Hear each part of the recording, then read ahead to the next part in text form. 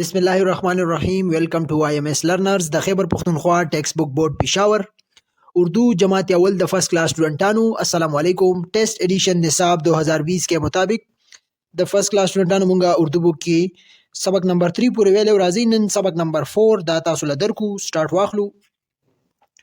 چې کوم د نصر پورشن دی هغه کې بس سبق نمبر 4 وایو. دا مونږ ویلو آخری رسول صلی الله علیه و اصحابه وسلم. نن به وایو سبق نمبر 4 پیج نمبر 93 دی او سبق نمبر 4 دی او مل کر کام کرے.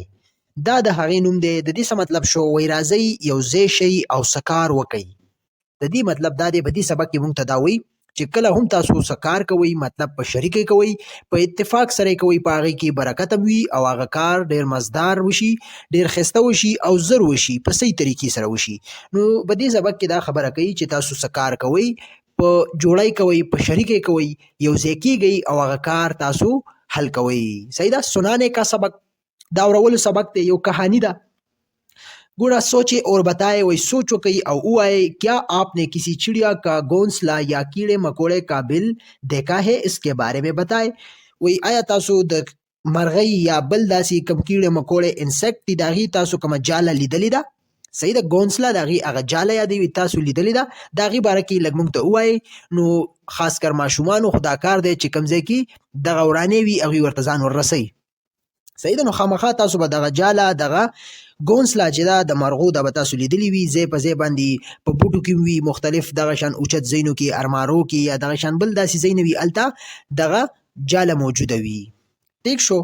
دویم وایي آپ پرندوں اور جانوروں کا خیال کیسے رکھ سکتے ہیں. سوال کوي تاسو به د پرندو او د ځناورانو د دې خیال به وایي څنګه ساتئ. نو د دې خیال به ګوره ښه صحیح طریقې سره ساتئ. مطلب د هغې به اوبه به ورته ږدئ، روټۍ، خوراک، د دې څیزونو به ورته خیال ساتئ. مطلب که یو انیمل دی، یو پرنده ده، ځناور دی، هغه په خطره کې دی، د هغه تږی دی، وږی دی، دې ټول څیزونو ته به ګورو. صحیح ده. زخمي دی، هغه زخم به وله ټیک کوو، د هغې خیال به ساتو. نو د دې جواب تاسو ورکولی شئ. راځو سبق سٹارټلو. ګوره برسات کا موسم تا، آج خوب بارش ہوئی. د برسات موسم و. صحیح ده. د باران موسم و، بارانونه کېدل. آج خوب بارش ہوئی او نن ډېر زیات باران وشو، باران وورېدو نن ډېر زیات. موسم بہت خوشگوار ہو گیا او موسم سو موسم ډېر زیات خوشگوار شو، ډېر ښایسته شو. بارش رکی تو راشد کھڑکی کھول کر باہر کا منظر دیکھنے لگا. چې کله باران ودرېدو نو راشد کړکۍ کولا وکړه او کوم بارنې منظر دی هغه یې وکتلو، بار یې سر راښکاره کو، بار منظر یې وکتل. درخت اور پودے بارش میں دل چکے تھے. او کوم بوټي پلانټس دي، پودې دي، دا په باران کې لکه ډک ډک ټول لامده پراته وو، ټول لامده شوي وو. صحیح ده. ټنډې ټنډې هوا چل رہی تھی او یخه یخه هوا لګېدله. راشد کو یہ موسم بہت پسند ہے. او راشد دا موسم ډیر زیات سو خوښ و. د راشد دا موسم ډیر خوښ و. دغه کم موسم؟ برسات موسم د راشد ډیر خوښ و. صحیح ده. نو تاسو د کہانی ته غور کوئ، په ده کې مین کردار د راشد دی. صحیح ده. مرکزی کردار دا د راشد دی. راشد کو چوچو کی آواز آئی. راشد ته د چوچو آواز واورېدو. مطلب هغه د چوچو آواز واورېدو او چوچو آواز څوک کوي؟ دا پرندې کوي، مرغۍ کوي. خیال هم دی. راشد نے دیکھا کہ ایک چڑیا ادھر سے ادھر چکر کاٹ رہی ہے. راشد ولیدل، راشد څه ولیدل؟ چې یو مرغۍ د یو ځای نه بل ځای ته چکرې والې، داسې تله او راتله. صحیح ده. اچانک راشد کی نظر زمین پر پڑی. اچانک د راشد نظر چرته ولګېدو؟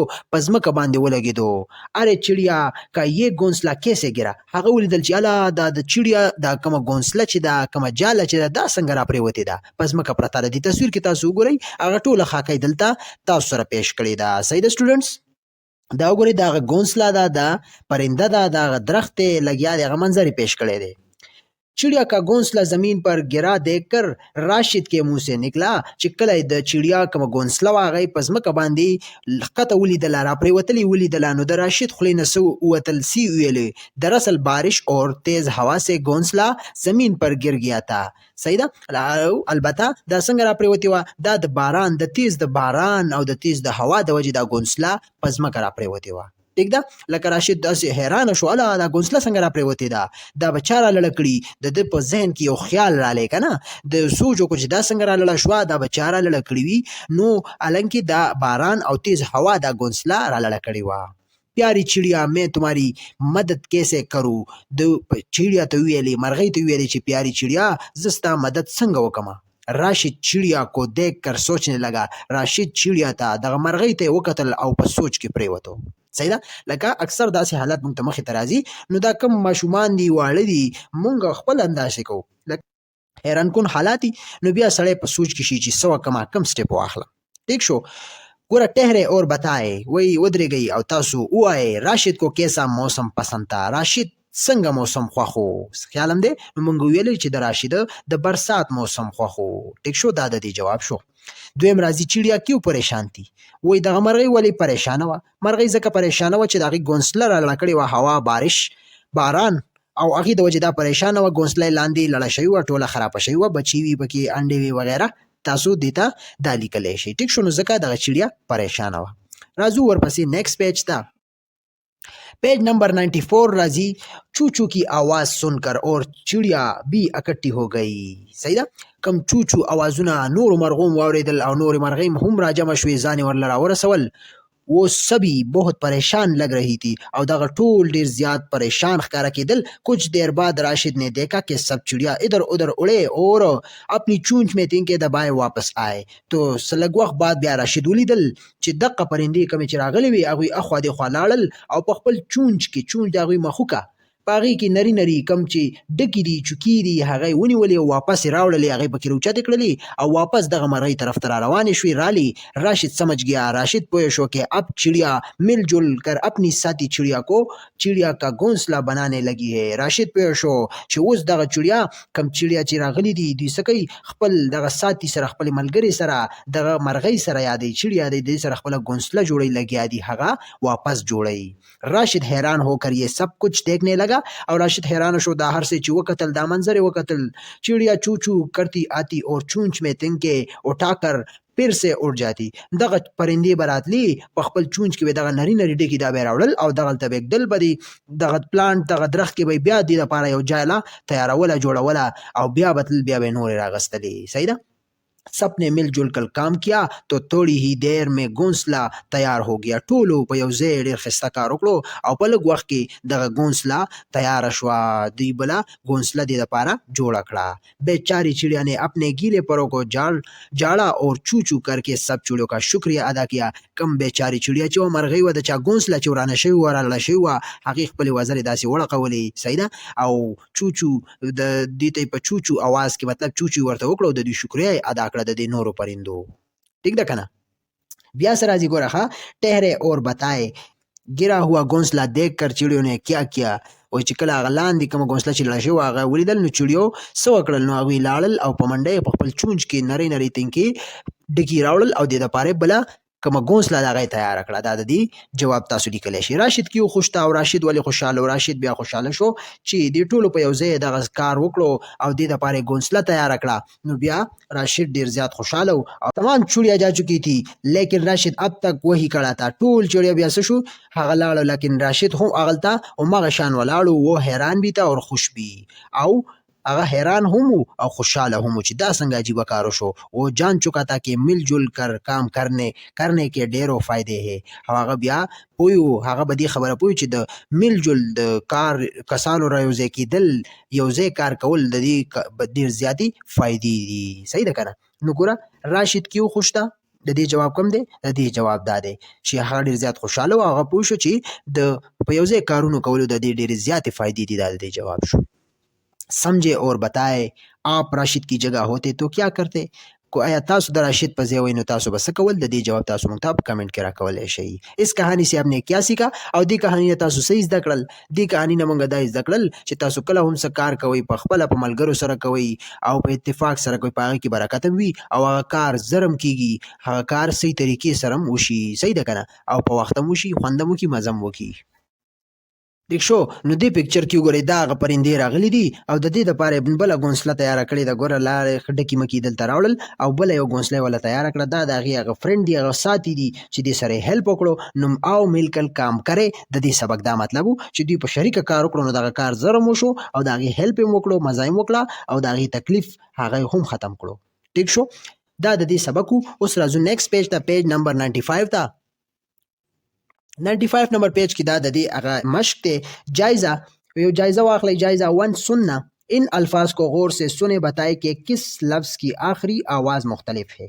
د دغه الفاظ او غور بدی باندې تاسو بدی باندې غور وکئ او تاسو وایئ چې د دې لفظ اخري الفاظ د کم مختلف دي. لکه دلته وګورئ سب، جب، کب.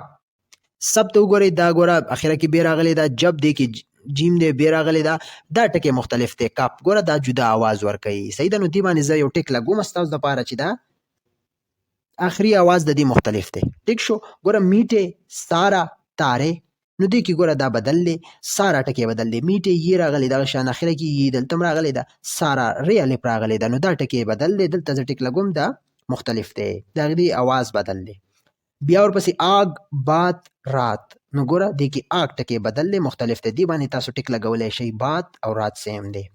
بیا نیکسټ دی کام، آج، عام. ګوره میم راغلی، لاست کې میم راغلی، نو دا یو شان دي. آج دا لږ سپریټ دی، دې باندې تاسو ټک لګولی شئ. نیکسټ دی آن، جا، شان. نو نون راغلی، لاست کې نون راغلی، جا دا سپریټ دی، دې باندې تاسو ټک لګولی شئ. ٹھیک شو. بولنا. دویم نمبر اپنی 4 عادتوں کے بارے میں بتائے. و یو خپل څلور عادتونو باره کې موږ ته ووایي. تاسو کوم څلور عادتونه دي؟ تاسو هر څه لیکلی شئ. صحیح ده. دا هر یو سټوډنټ ځان دپاره. نو دې دپاره زه تاسو دپاره یو څو لیکلی شم. لکه فار ایگزامپل نمبر 1 زه لیکم چې پړهایي کرنا. ٹھیک شو. بل څه لیکلی شئ؟ بل لیکلی شئ دویم نمبر چې کیلنا.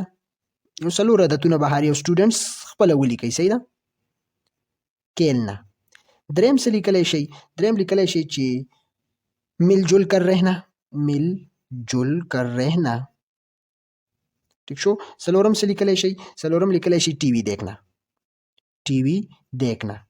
دا یو څلور عادتونه ما ستاسو دپاره ولیکل. دا به هر یو سټوډنټ خپل خپل عادتونه ولیکئ چې هغه کې کم کم عادتونه دي. ٹھیک شو. هر یو سټوډنټس به ولیکئ. نیکسٹ به راځي پڑھنا. دیے ہوئے الفاظ کو درست تلفظ سے پڑھے. دریم نمبر دی کوم الفاظ یې راکړي وي دا تاسو درست تلفظ سره ووایئ. ګوره د دې تلفظ به زده کوو چې کوم صحیح تلفظ دی. خدا، خدا. مکہ، مکہ. بادل، بادل. بارش، بارش. ہوا، ہوا. سویرا، سویرا. اندھیرا، اندھیرا. خالق، خالق. آڑو، آڑو. عزت، عزت. خیال، خیال. سچ، سچ. رسول اللہ، رسول اللہ. آمنہ، آمنہ. والدہ، والدہ. محمد، محمد صلی اللہ علیہ وسلم. دا د دې تلفظ ہو. نیکسٹ به راځي زبان شناسی. صحیح ده. څلورم نمبر دے بتائے کہ کون سے جملوں میں کسی کام کو کرنے کا کہا جا رہا ہے اور کن جملوں میں کسی کام سے روکا جا رہا ہے. دلته وایي تاسو وایئ چې په کومو جملو کې د کم کار منع کولو خبره کوي او په کومو جملو کې د کم کار نه اډر خبره کوي، مطلب ټاسک کام کولو خبره کوي. خیال هم دی. نو په کوم کې چې د منع کولو هغې ته به هغه ولیکو او کوم کې چې د کام خبره کوي د ټاسک خبره کوي. صحیح ده. نو هغې ته به خپل ټکي ولیکو. لکه وګوره ادر نه آنا. دلته څه کوي؟ د کار نه منع کول کوي. ګوره نه راغلی. صحیح ده که نه. کام سے روکنا تاسو لیکلی شئ. بدې کې د کام منع کولو کوشش کوي. کام سے روکا، کام سے روکا جا رہا ہے. ٹھیک ہے که نه. او بیا څه دي ګوره بیټ جاو یو اډر کوي، د کار کولو کوشش کوي. نو دې ته زه کام لیکلی شم. کام. ٹھیک ده. ستاسو اسانتیا دپاره ښه تاسو بلې طریقې سره هم دا حل کولی شئ. بیا وګوره کتاب پکړو. دا هم یو کار دی. منع کولو کوشش نه کوي. نو دې ته هم زه کام لیکم. باهر نکلو، باهر نکلو. ګوره دا هم یو کار دی. باروزه. نو دې ته هم کام ولیکئ. آگے مت بڑھو. اوس کام سے روکه. دغه کام نه منع کول کوي مخکې مزه. آگے مت بڑھو. کام سے روکه ورته ما ولیکل. ٹھیک شو. مت، مت مین مکوه. بارش میں مت بیګو. وګورئ. نو دې ته هم کام سے روکه تاسو لیکلی شئ. دې کې هم منع کولو کوشش کوي. ٹھیک ده. دھوپ میں نہ آؤ. بیا نه راغلی دی. نو به دې کې هم کام منع کولو کوشش کوي. کام سے روکو، کام سے روکا جا رہا ہے. آہستہ بولو. کام دی. سلو ہے. آہستہ. کام. جلدی چلو. کار دی. کام ورته لیکلی شئ. ٹھیک ده. نو په دې کې چې کوم ځای کې نه راغلی ده، په کوم ځای کې چې مت راغلی دی، نو دلته د کام منع کولو کوشش کوي. او کوم ځای کې چې دا نه او مت نشته، نو هلته د کام د ټاسک خبره ده، اډر دی، هغه کول دي. ٹھیک شو. راځو ورپسې نیکسٹ پیج ته. پیج نمبر 96 ته. 5 نمبر دی تصویر میں موجود 5 اشیاء کے نام لیکے. پکچر یې راکړی دی. وایي دې کې 5 څیزونو نومونه ولیکئ. تاسو تصویر ته ګورئ او هلته یې نوم لیکئ. صحیح ده. لکه ګورئ دلته څه دي؟ پرندې دي. نو زه به ولیکم پرندې. ٹھیک شو.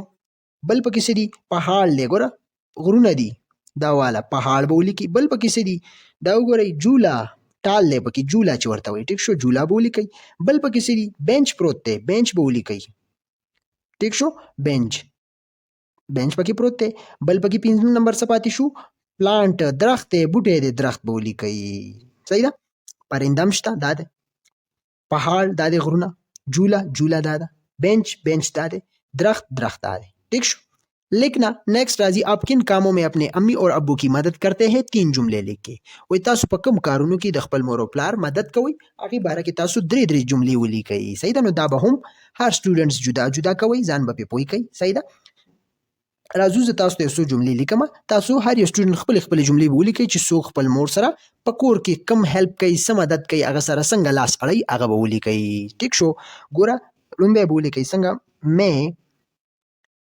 घर को साफ रखने में मदद करता हूँ صحیح ده خپل مور او پلار سره نو ګوره تاسو کوم الکان دی هغه به کرتا لیکي کرتا هو ټیک شو او کوم چې فیمیل دی جنکی دی هغه به کرتی لیکي صحیح ده کنه دا غسیست خیال کوي چې کوم الکان دی هغه به کرتا لیکي او چې کوم جنکی دی هغه به کرتی لیکي ټیک شو دا د ټولو لپاره دی دویم بیا تاسو لیکلی شئ چې मैं चीजें